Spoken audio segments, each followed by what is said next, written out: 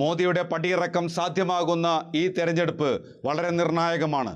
മതേതര മനസ്സുകൾ ഒന്നിക്കുന്നതാണ് ഇപ്പോൾ നമ്മൾ കണ്ടുകൊണ്ടിരിക്കുന്നത്. ജനങ്ങളുടെ പ്രശ്നങ്ങളെക്കുറിച്ച് ചർച്ച ചെയ്യാൻ തുടങ്ങിയാൽ BJP ഒരു മണ്ഡലങ്ങളിലും പച്ച തൊടില്ല എന്ന് നമുക്ക് നന്നായി അറിയാം. മോദിയുടെ നില പരിങ്ങലിലാണ് എന്ന് അവർ തിരിച്ചറിയുന്നു. BJP വിരുദ്ധ രാഷ്ട്രീയമായി ഇന്ത്യയിൽ ഇപ്പോൾ അലയടിച്ചുകൊണ്ടിരിക്കുന്നത് NDA സഖ്യത്തിന് ആകെ 250-260 സീറ്റിൽ ഒതുക്കാൻ കഴിയുമെന്ന് പുതിയ രാഷ്ട്രീയ സാഹചര്യത്തെ വെച്ച് രാഷ്ട്രീയ നിരീക്ഷകർ വിലയിരുത്തുന്നു.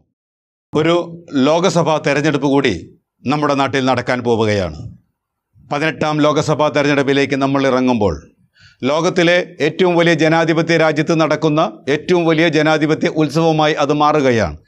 ലോകത്തിലെ ഏറ്റവും സങ്കീർണമായ തെരഞ്ഞെടുപ്പ്, ലോകത്തിൽ ഒരു രാജ്യത്ത് ഏറ്റവും കൂടുതൽ ആളുകൾ വോട്ട് ചെയ്യുന്ന തെരഞ്ഞെടുപ്പ്, ഏറ്റവും കൂടുതൽ പാർട്ടികൾ മത്സരിക്കുന്ന തെരഞ്ഞെടുപ്പ്, ഏറ്റവും കൂടുതൽ സ്ഥാനാർത്ഥികൾ മത്സരിക്കുന്ന ലോകത്തിലെ ഏക തെരഞ്ഞെടുപ്പ്, ലോകത്തിലെ ഏറ്റവും വലിയ ജനാധിപത്യ രാജ്യത്ത് നടക്കുന്ന ഏറ്റവും വലിയ തെരഞ്ഞെടുപ്പ്. എക്കാലത്തെയും പോലെ രാഷ്ട്രീയ പാർട്ടികൾ തമ്മിൽ മാത്രമുള്ള പോരാട്ടം എന്നതിനപ്പുറം ഫാസിസവും മതേതരത്വവും തമ്മിലുള്ള ഇന്ത്യയുടെ നിലനിൽപ്പിനായുള്ള പോരാട്ടമാണ് ഇപ്പോൾ ഇന്ത്യയിൽ നടക്കുന്നത്. ഇത്രയേറെ പ്രാധാന്യമുള്ള ഒരു തെരഞ്ഞെടുപ്പ് ഇന്ത്യയിൽ ഇതിനു മുൻപ് ഉണ്ടായിട്ടില്ല, ഇനി ഉണ്ടാകാനും പോകുന്നില്ല. ഈ തെരഞ്ഞെടുപ്പിൽ ഈ ഫാസിസ്റ്റ് ഭരണകൂടം വീണ്ടും അധികാരത്തിൽ തന്നെ തുടരും എന്ന ഗോദി മീഡിയകളുടെ കെട്ടിപ്പൊക്കലുകൾ കണ്ട് മനോവിഷമത്തിൽ മതേതര വിശ്വാസികൾ കഴിയുമ്പോഴാണ് ഈ ഫാസിസത്തെ താഴെയിറക്കാൻ ഈ തെരഞ്ഞെടുപ്പിന് സാധ്യമാകുമെന്ന യാഥാർത്ഥ്യം കണക്കുകളിലൂടെ വ്യക്തമാകുന്നത്. അതിനെക്കുറിച്ചാണ് നമ്മൾ ഇന്ന് പറയുന്നത്.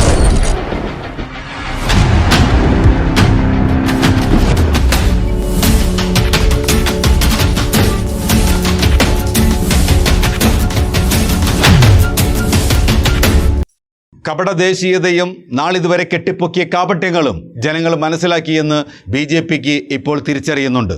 ഇപ്രാവശ്യം 400 സീറ്റിലധികം നേടുമെന്ന് പറഞ്ഞ് പ്രചരണം തുടങ്ങിയ BJP ഇപ്പോൾ പതറുന്നതും പിന്നിലേക്ക് പോകുന്നതും നമ്മൾ കൃത്യമായി കാണുന്നുണ്ട്.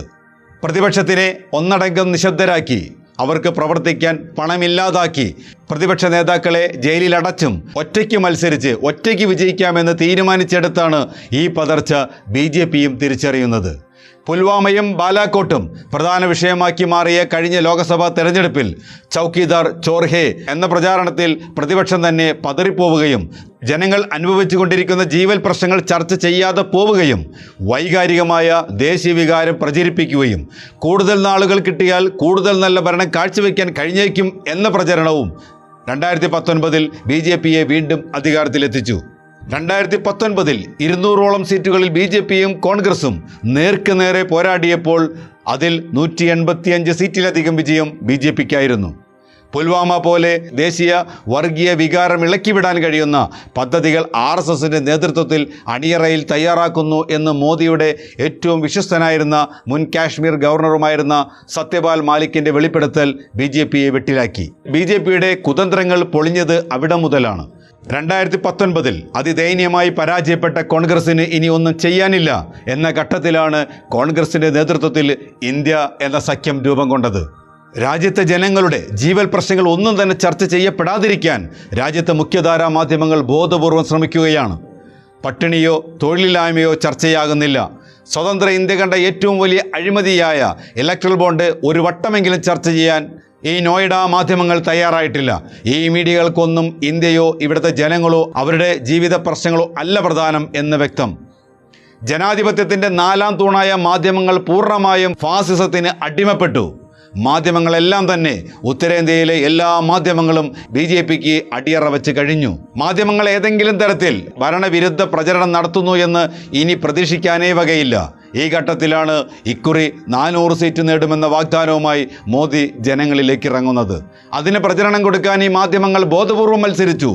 ഇപ്പോഴത്തെ സാഹചര്യത്തിൽ ഇപ്പോഴത്തെ അവസ്ഥ വെച്ച് കണക്ക് കൂട്ടിയാൽ BJPക്ക് 400 സീറ്റ് എന്നല്ല, ഭരണത്തിൽ തുടരാൻ ആവശ്യമായ 272 സീറ്റുകൾ പോലും ലഭിക്കാനുള്ള സാധ്യതകൾ NDA എന്ന സഖ്യകക്ഷിക്ക് ഇല്ലാതാകുന്നു എന്ന അവസ്ഥയാണ് കണക്കുകൾ കാണിക്കുന്നത്. പരാജയം മണത്ത BJPയും മോദിയും കൂടുതൽ വൈകാരികതയുണ്ടാക്കാനും തെരഞ്ഞെടുപ്പിൽ നിസ്സഹായരാക്കി നിർത്താനുമായി പ്രതിപക്ഷത്തെ ആക്രമിക്കാൻ തുടങ്ങി. പ്രതിപക്ഷ നേതാക്കളുടെ പേരിൽ കേസുകൾ എടുക്കുവാനും ജയിലിലടയ്ക്കുവാനും തുടങ്ങി.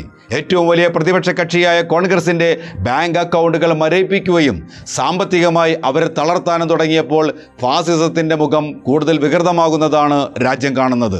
എന്നാൽ BJPയുടെ തീരുമാനങ്ങളെല്ലാം BJPക്ക് തന്നെ തിരിച്ചടിയാകുന്ന ദുരവസ്ഥ BJP തന്നെ ഇപ്പോൾ തിരിച്ചറിയുന്നു.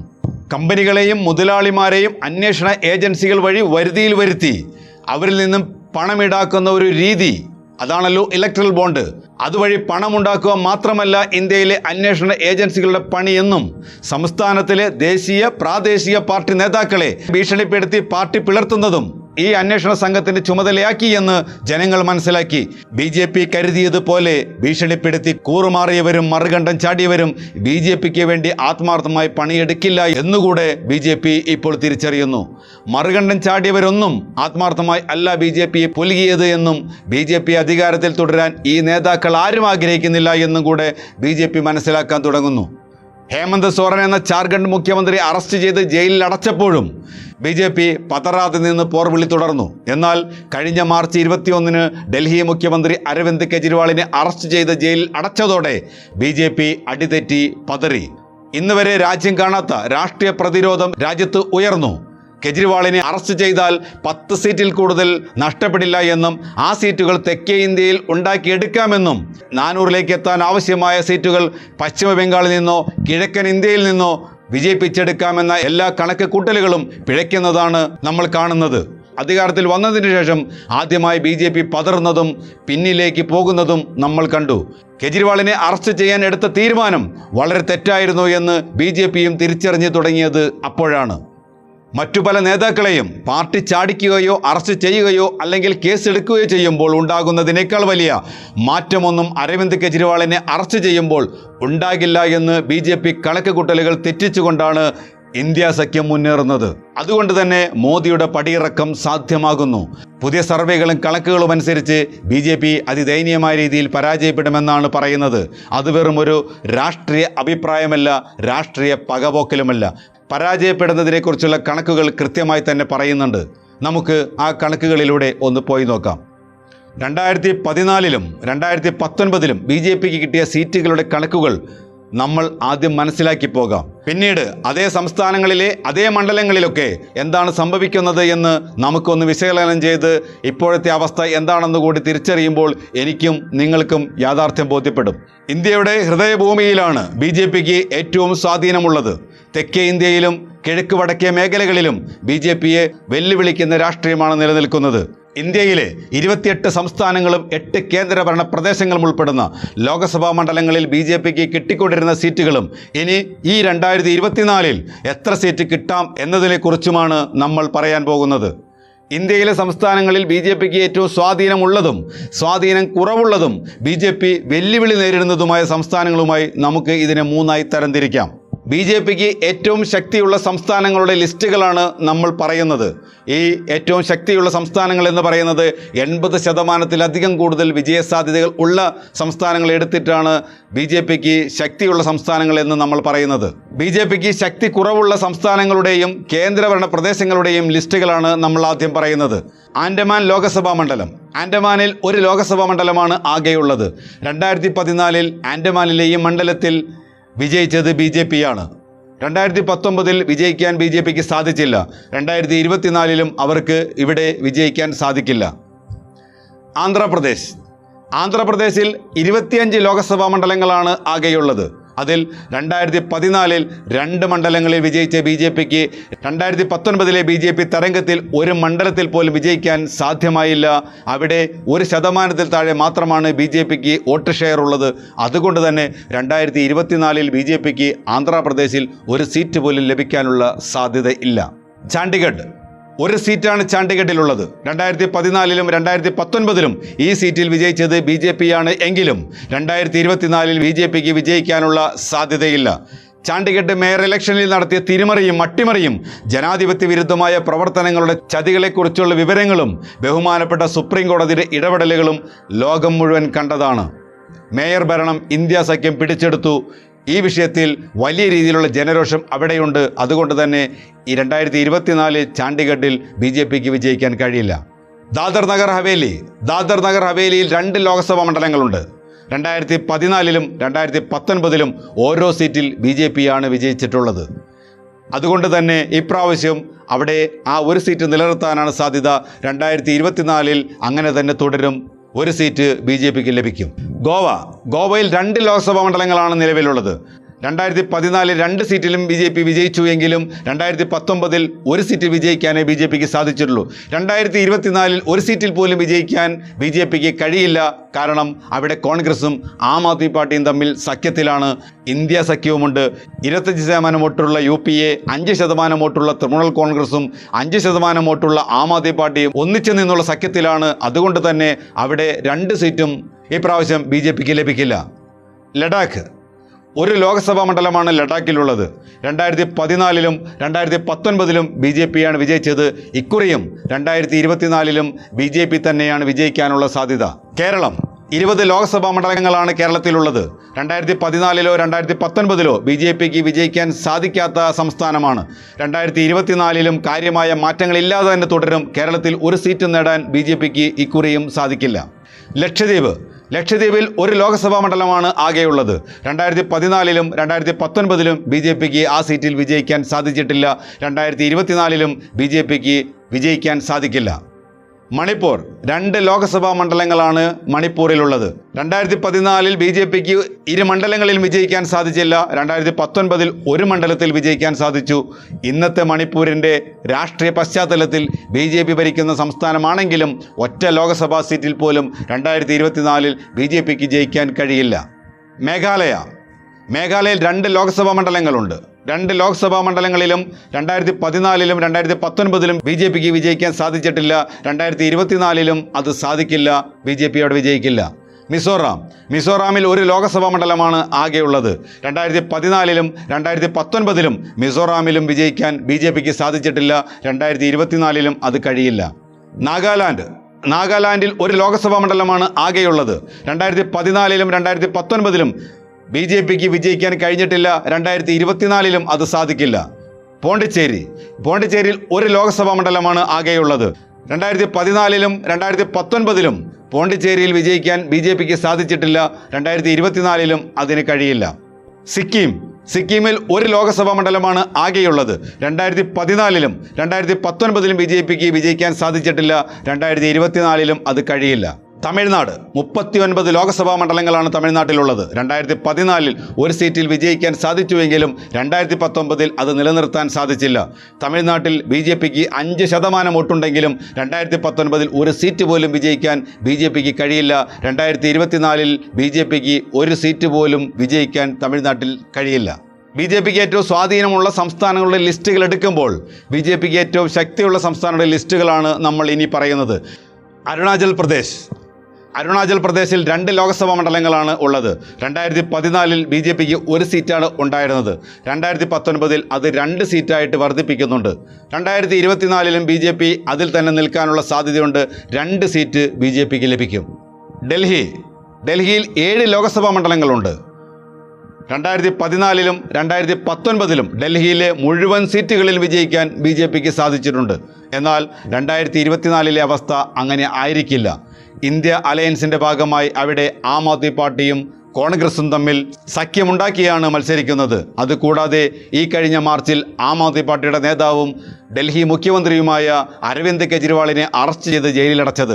അതോടെ ഉണ്ടായ ജനരോഷം, ജനവികാരം വലിയ രീതിയിൽ BJPക്കെതിരെ ഉയർന്നു വന്നിട്ടുണ്ട്. അതുകൊണ്ട് തന്നെ അവിടെ 7 സീറ്റുകൾ എന്നുള്ളത് 3 സീറ്റിലേക്ക് കുറയാനുള്ള എല്ലാ സാധ്യതകളും നമ്മൾ കാണുന്നുണ്ട്. 2024-ൽ BJPക്ക് ഡൽഹിയിൽ 3 സീറ്റേ ലഭിക്കുകയുള്ളൂ. ഗുജറാത്തിൽ 26 ലോക്സഭാ മണ്ഡലങ്ങളുണ്ട്. 2014-ലും 2019-ലും ഗുജറാത്തിലെ 26 മണ്ഡലങ്ങളിലും BJP ആണ് വിജയിച്ചത്. പക്ഷേ 2024-ൽ ഇക്കുറി എല്ലാ സീറ്റിലും BJPക്ക് വിജയിക്കാനുള്ള സാധ്യത വളരെ കുറവാണ്. പ്രധാനപ്പെട്ട കാരണം ആം ആദ്മി പാർട്ടിയും കോൺഗ്രസും സഖ്യത്തിലാണ് എന്നതാണ്. കഴിഞ്ഞ ഗുജറാത്ത് നിയമസഭാ തെരഞ്ഞെടുപ്പിൽ ആദ്യമായി ഗുജറാത്തിൽ മത്സരിക്കുന്ന ആം ആദ്മി പാർട്ടി 13% വോട്ട് നേടിക്കൊണ്ടാണ് ദേശീയ രാഷ്ട്രീയ പാർട്ടിയായി മാറിയത്. 5 MLAമാരും 13% വോട്ടുമുള്ള ആം ആദ്മി പാർട്ടിയും 25%-ലധികം പരമ്പരാഗത വോട്ടുള്ള കോൺഗ്രസും ഒന്നിച്ചു നിൽക്കുമ്പോൾ BJP ഈ തെരഞ്ഞെടുപ്പ് അത്ര ഈസി ആയിരിക്കില്ല. ഗുജറാത്തിൽ 26 സീറ്റുകളിൽ ജയിച്ചിരുന്ന BJPക്ക് ഇത്തവണ 23 സീറ്റ് കൊണ്ട് തൃപ്തിപ്പെടേണ്ടി വരും.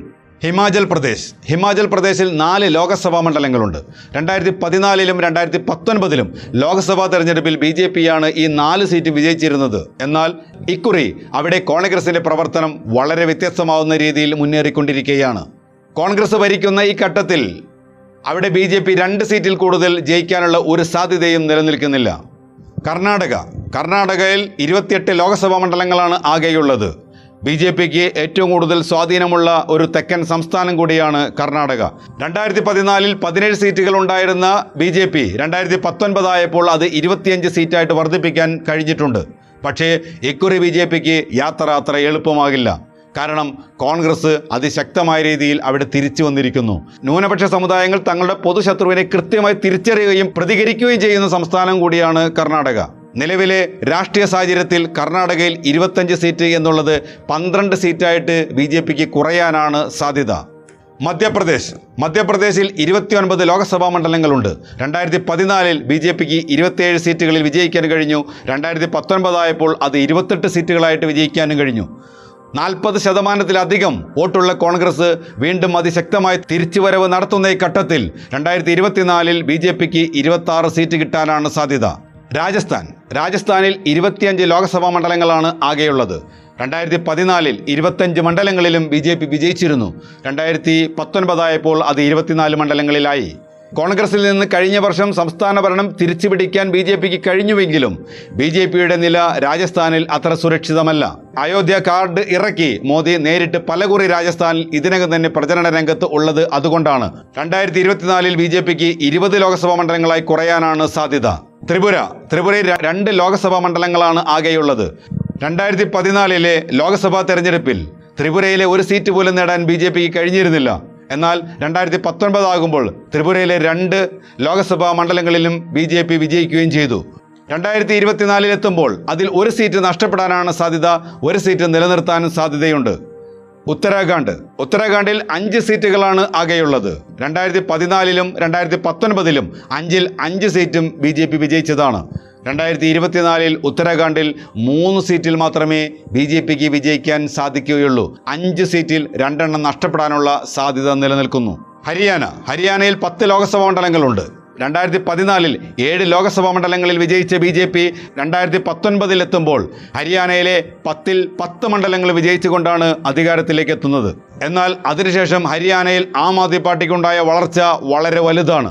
ആം ആദ്മി പാർട്ടിയുടെ നേതാവ് അരവിന്ദ് കെജ്രിവാളിൻ്റെ ജന്മനാട് കൂടിയായ ഹരിയാനയിൽ ആം ആദ്മി പാർട്ടിയും കോൺഗ്രസും തമ്മിലുള്ള സഖ്യത്തിന്റെ ഭാഗമായി വലിയ രീതിയിലുള്ള പരാജയം BJP നേരിടേണ്ടി വരും. 2024-ൽ BJP 6 സീറ്റിൽ ജയിക്കാനുള്ള സാധ്യതയെ അവിടെ നിലനിൽക്കുന്നുള്ളൂ.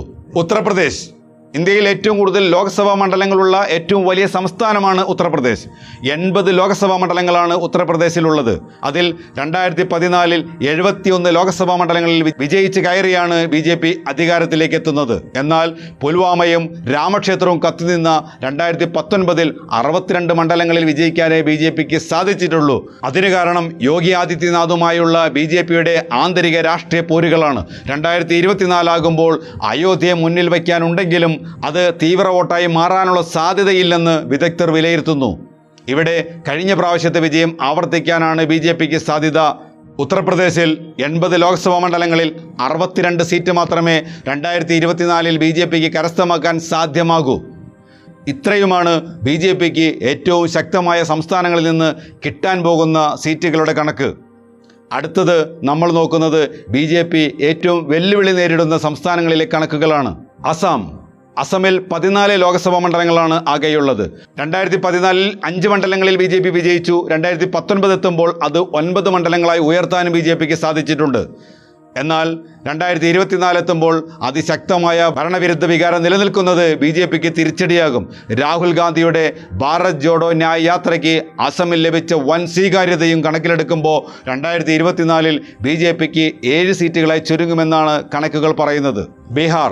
40 ലോക്സഭാ മണ്ഡലങ്ങളാണ് ബീഹാറിൽ ആകെയുള്ളത്.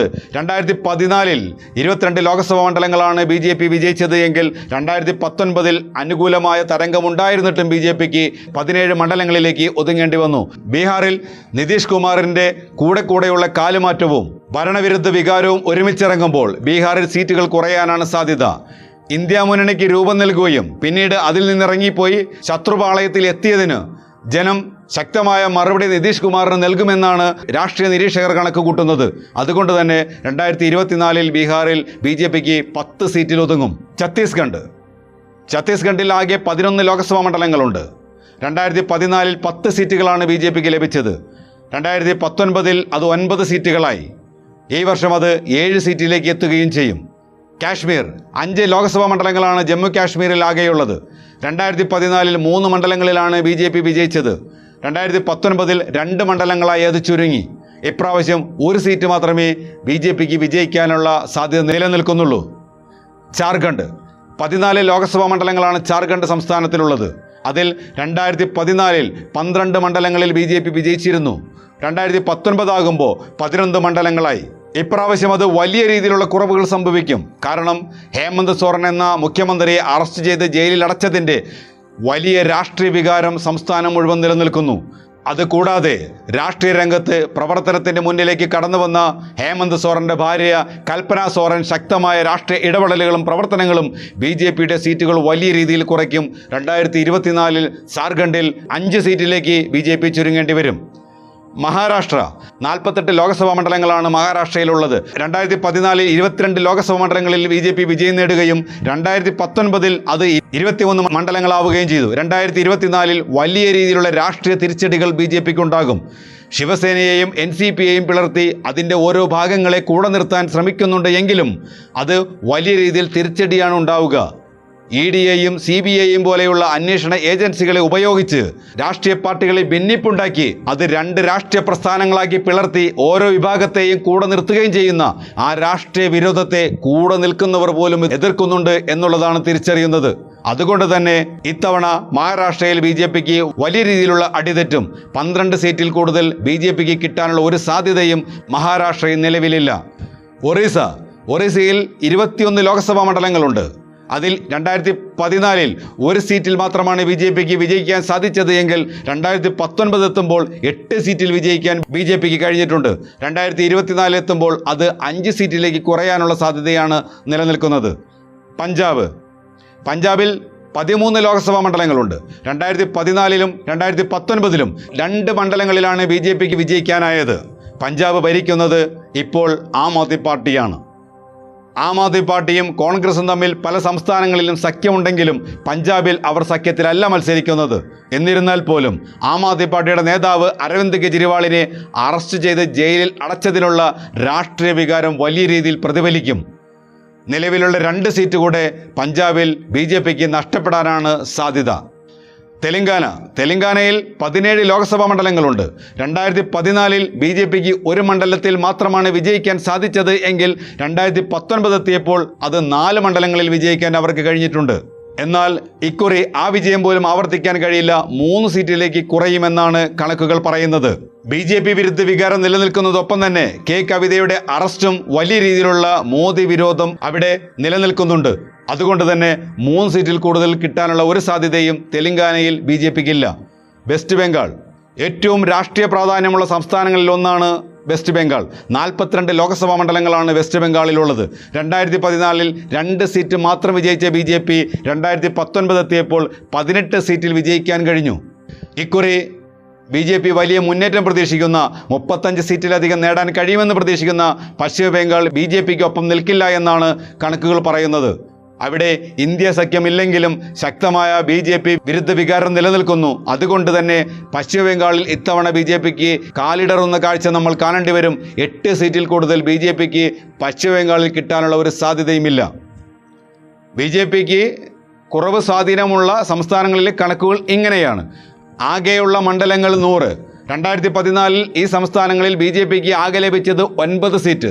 2019 എത്തിയപ്പോൾ ഈ സംസ്ഥാനങ്ങളിൽ ആകെ ലഭിച്ചത് 5 സീറ്റ്.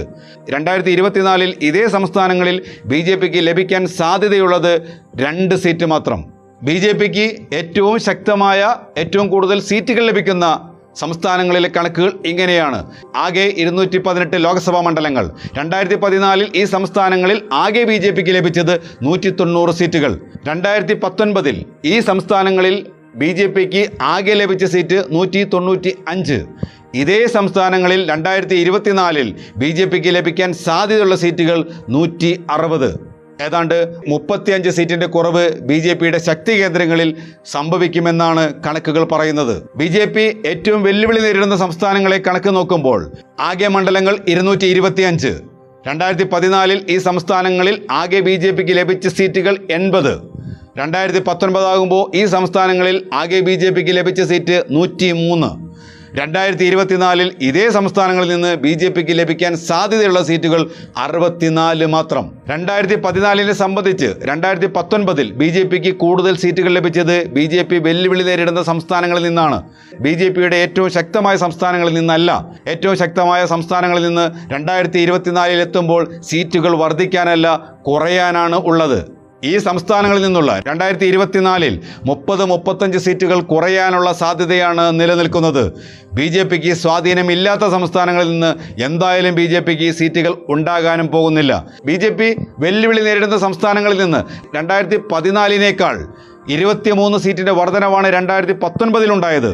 അന്നത്തെ പുൽവാമ ആക്രമണവും ദേശീയതയും അതിന് മുഖ്യ കാരണമായി. ഈ സംസ്ഥാനങ്ങളിലെ അന്നത്തെ ദുർബലമായ പ്രതിപക്ഷവും ഒരു കാരണം കൂടിയാണ്. പുൽവാമ പോലെയുള്ള വിഷയങ്ങളെ വോട്ടാക്കി മാറ്റാനുള്ള BJPയുടെ രാഷ്ട്രീയത്തെ പൊളിക്കാൻ ഈ സംസ്ഥാനങ്ങളിലെ അന്നത്തെ പ്രതിപക്ഷത്തിന് സാധിച്ചിട്ടില്ല. എന്നാൽ ഇപ്രാവശ്യം ഇന്ത്യ മുന്നണിയുടെ പിൻബലവും ദേശീയ വികാരം ഇളക്കിവിടാൻ ഒന്നും ഇല്ലാതിരിക്കുകയും എന്നത് വലിയ രീതിയിൽ പ്രതീക്ഷ നൽകുന്നുണ്ട്. മാത്രമല്ല, ജനകീയ പ്രശ്നങ്ങളിൽ ജനങ്ങൾ കൂടുതൽ ചർച്ച ചെയ്യുന്നു എന്നതും BJPയുടെ പ്രതീക്ഷയ്ക്ക് വലിയ തിരിച്ചടിയാകുന്നുണ്ട്.